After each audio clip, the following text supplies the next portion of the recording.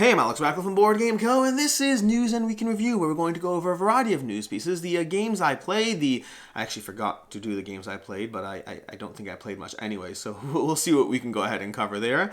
We also have the videos of the week and all those usual things. We will not have our BGG Hotness review this week, because I realized right before filming this that I unfortunately don't have my tablet with me right now that I usually use for that, so we're going to skip that segment this week. I'm still adapting. If you missed it already in other videos, I'm in a new set. I have officially moved this week. It's been a busy week. It is not going to stop being a busy week anytime soon because there's a lot to do. There's rooms to be painted. There's things to be set up. There's studios and things. There's so many things. There's so many things. I'm going to be trying to mount this camera right now to a ceiling. There's an overhead camera here. I'm going to try to mount it to a ceiling later today, but I'm not sure if I want to do that yet or if I want to be. We'll see. One step at a time.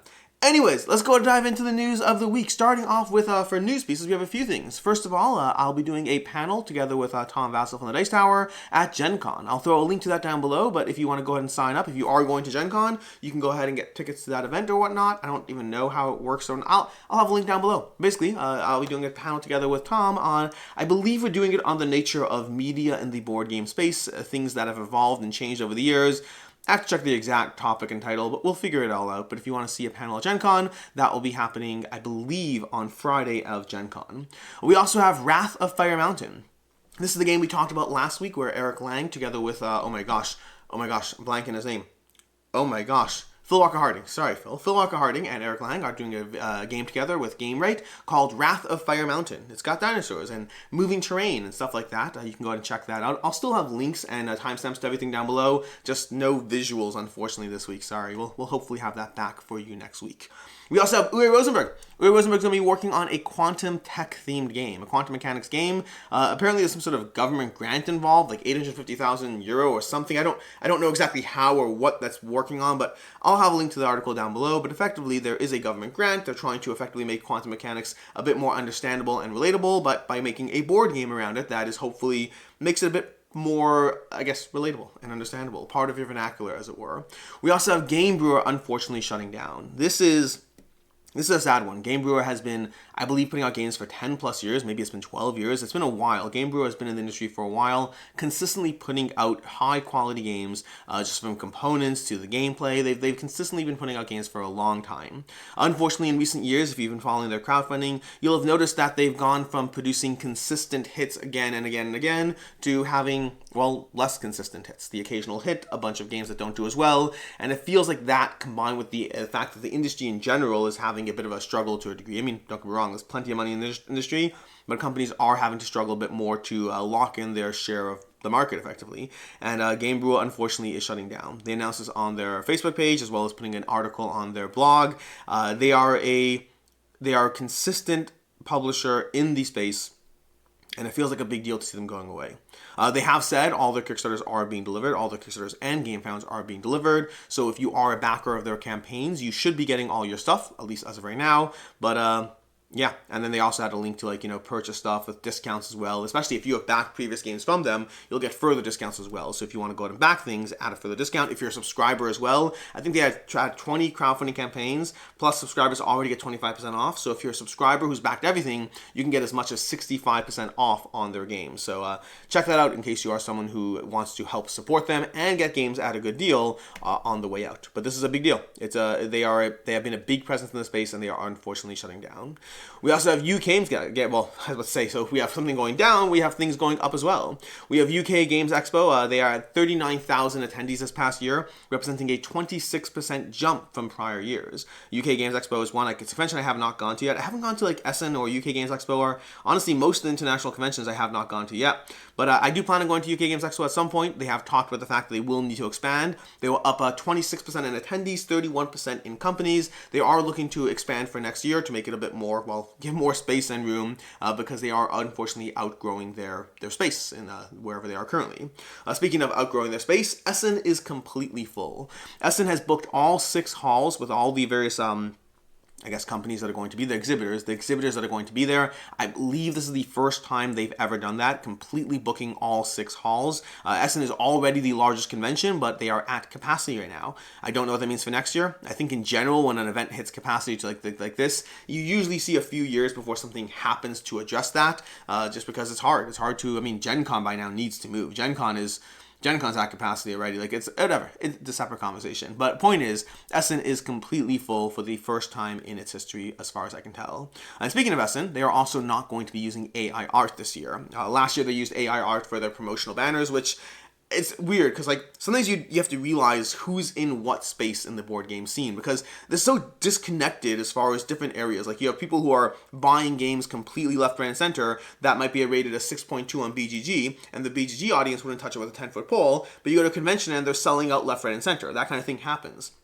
Similarly, you'll have things like this right now where you have the people who run Essen are clearly not in all the various Facebook groups that are incredibly critical of AI in the board game space. Even things like the dollar pledge, when we had that dollar newsletter thing where your creators are asking $1 before the campaign begins, and they'll get you access to a discount or whatever, but you're paying them before the campaign ever begins. There are hordes of people who hate that practice and were very against it. If you watch my video comments, people would basically blacklist companies who did that. But then there's tons of people in the space who just do that left, right, and center and don't care at all. There are different overlapping spheres of how people operate even within our small, tiny hobby. There's so many different crowds of people. And I just think, I think the people who ran Essen last year could not have been in the various groups that were hey, AI art, maybe let's not do that. Because even if you're okay with it, even if you're more middle of the road, the idea the largest game convention in the world is hey, let's use AI art for all our promotional posters. Well, there's a whole debate raging about whether it's a good thing or bad thing, whether it's theft or not theft, and all those things. That feels like they didn't read the room, or they just didn't have anyone in the room. But they have officially figured it out now, and so they are not using AI art this year. And when I say figured it out, I don't even mean necessarily that it is they've made a stance in it. I think that when something is such a hot topic, and Awakened Realms is a good conversation around this as well. When something is such a hot topic, you could have your own opinion around it, but then decide maybe we just don't dabble in that. I myself have been very vocal about the fact that I don't think AI art is theft. I do think AI art should be taken seriously, as should all forms of AI and the potential ramifications for society. There's actually an excellent post from Gavin Brown from Roxy Games that I thought really encapsulated my own feelings about focusing on the dangers of it, not necessarily the morality of it, if that makes sense. Although that inherently is attached, just not around theft. But again, I think you can have your own individual stance and then say, hey, you know what? There's enough people against this that maybe we're just large enough that we shouldn't dabble in it. When you're a smaller creator, you will get less attention. If you're running a $30,000 Kickstarter campaign using AI art, people will grumble a bit, but no one's going to really go at you because people don't spend that much time and attention on smaller anythings. Whether you're a publisher, designer, creator, content creator, whoever you are, people don't spend that time chasing those people down. But when you are the titans in the room, when you are Essen, when you are Awakened Realms, there's more pushback when you decide to dabble in those conversations or in those things that are more, complicated. Anyways, that's what we have as far as news of the week. We don't really have a topic of the week, nor do we have a BGG hotness review, like I said already, because no tablets to do that. But we will go ahead and dive into the games I played. I don't think I played much. I'm going to pull up my phone over here and see what I got, but I really don't think I played much this week. Like I said, I've been moving, so I think this week I have played fewer games than I have ever played in a week in a long time. But that said, I will go ahead and look at my apps because I'm sure I played something in this past week. We played 7th Continent. I played 7th Citadel. I played Lost Ruins of Arnak. I played 7th Citadel. I don't always log everything. That's the problem. So right now, for example, I actually haven't logged anything in a full week. But have I played anything else? The tricky part is when I'm not busy, I get to log more. When I'm busy, sometimes I'll just play stuff and not log it. I feel like I must have played things because I had a game night this week. But what did I play? I had a singular game night this week. I don't remember what was pulled out and played. Oh, that's annoying.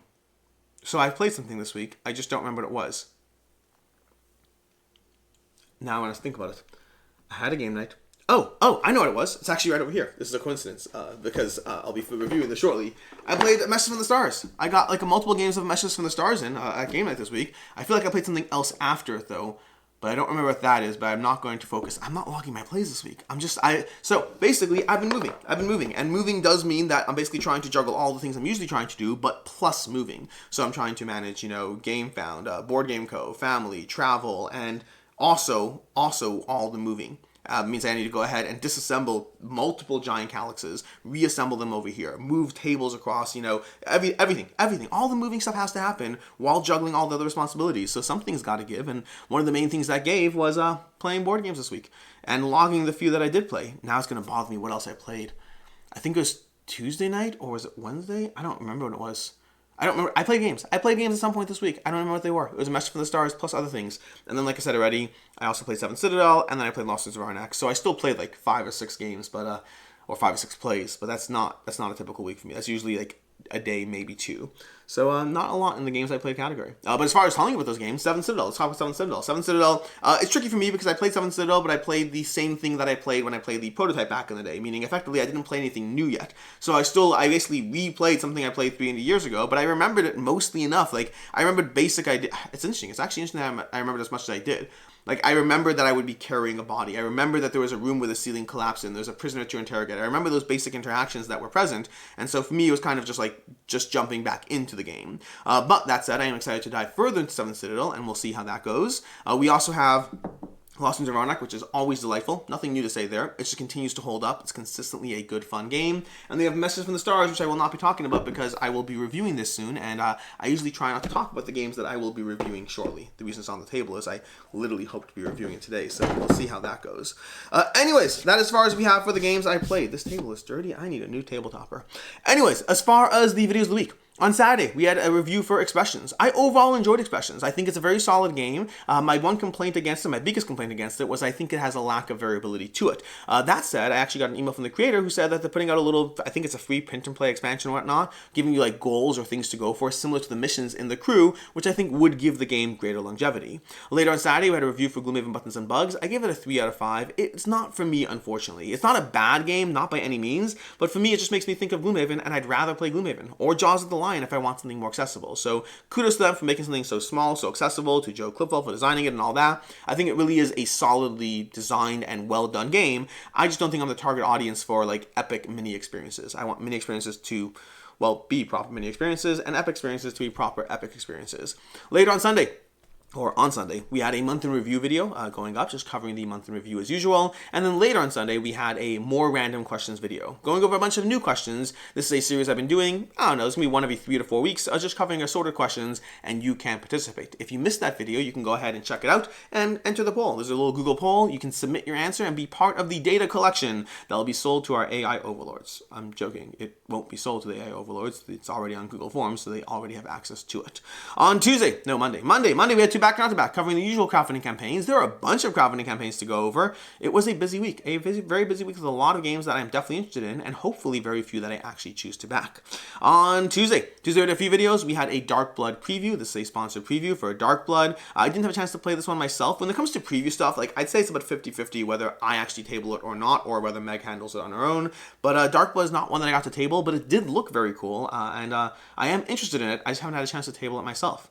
Later on Tuesday, we had a preview for Valerius. This is a little semi-bluffing, resource gathering game from, I think, something Bark Dog or something like that. I can't remember who, Bark Dog Games, whatever it is. That's another preview, sponsored content. And then lastly, on Tuesday, we had a sponsored gameplay for 7 Citadel, which I already talked about in this video. On Wednesday, we had top 10 games I'd rather play solo. This is a video of games that, in theory, are rated best at, 2 or more players on BGG. And for me, I'd rather play those games solo. My favorite way of playing that game is playing it solo. Even though I might enjoy it at 2, 3, 4, whatever, my favorite player count is solo. So it's kind of like a video of like, here's what I'm bucking the trend. Although sometimes by minor points. Like there were some games in that were like, 74% best with 2 players and 71% best with 1 player. And if you're like, how could you have 74 and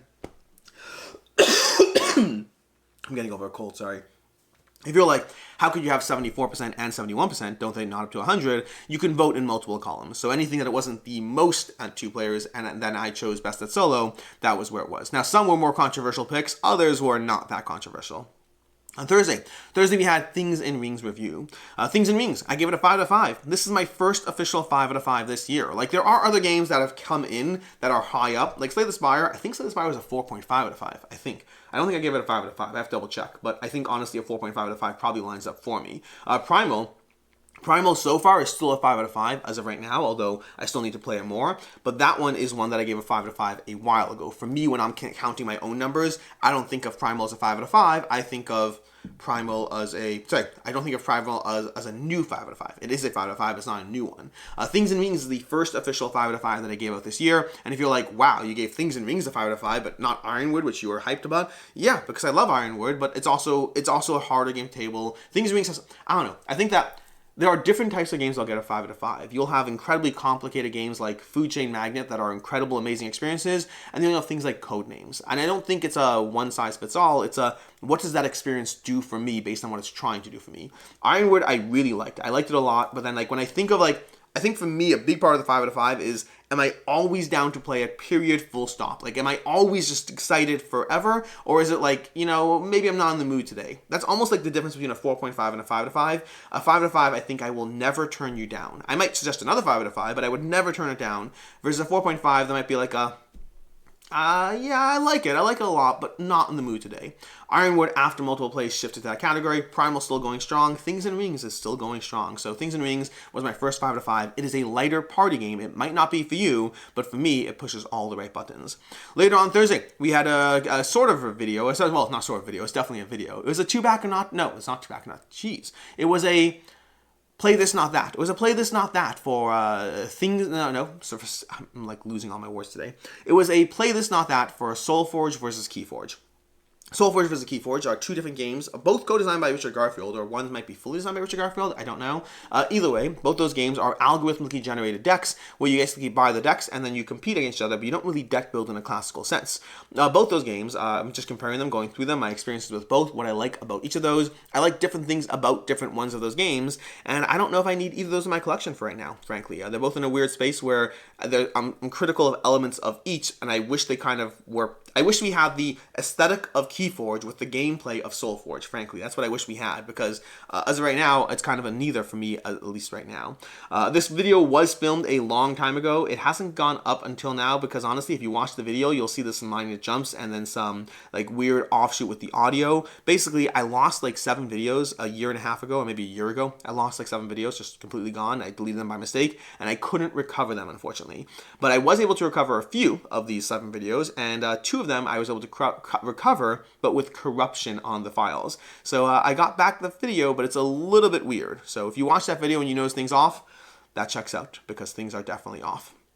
Anyways, that was Thursday. Lastly, on Thursday, we had a review for Cascadero. Cascadero from Bitewing Games. I gave it a 3.5 out of 5. I enjoyed Cascadero. It's another lightweight Reign of Consider game that both is enjoyable, but also is not super inspiring. In a world where I had more time, I'd play it happily all the time. Like, I really genuinely enjoy it.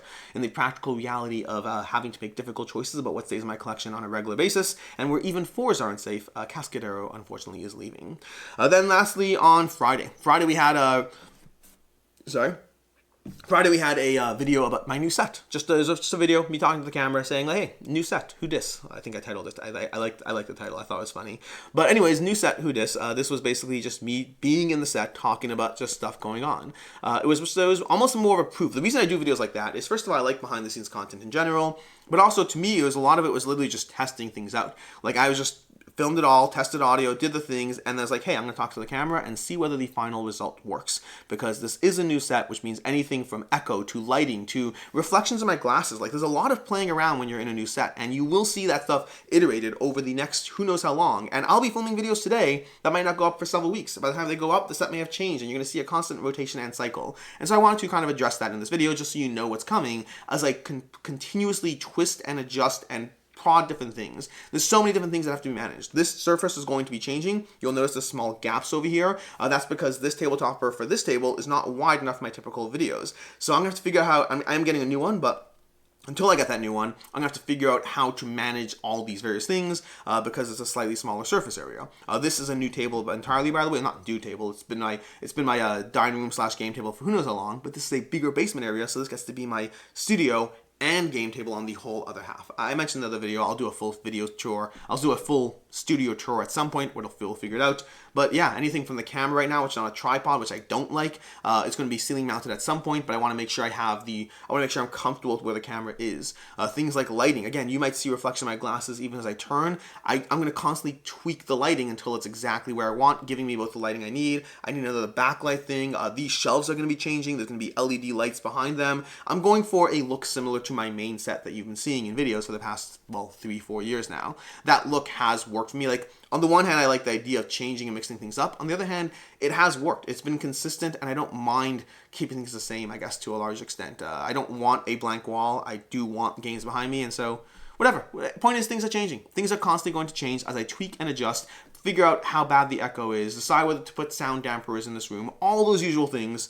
Honestly, this stuff is all in the other video. I don't know I'm telling you this. Watch the video. Watch the video. That's basically that. Which brings us to today. Today we're going to have a few things. We're going to have a review for Fossilissus. Probably. I have to check if that one is actually going up, but probably that one's going up. And we also have a review for Living Forest as well. 2 more reviews going up this week, which is always an interesting balance between review content and preview content. Practically speaking, I do about 15 videos a week, and I'd say in a general week, 2 to 3 of those 15 videos are sponsored content.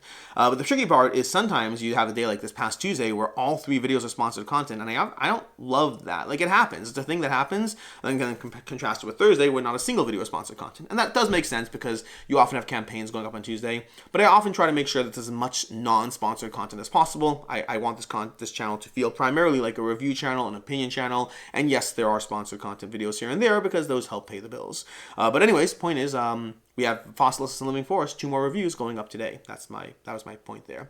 And then next week we have a few things. We should have the top 10 most anticipated crowdfunding games. This is specifically games I'm anticipating delivering, not games I'm anticipating going up on crowdfunding. That's going to be Monday's video. I'm going to be traveling this week, which means I do not have time for a to back or not to back, so we're going to have a proxy video. And honestly, that might happen 2 weeks in a row, so I might miss some crowdfunding games. I am sorry. I try not to ever do that. I usually try not to have 2 in a row that I miss. And I might not, but we'll see. I'll find out how it goes.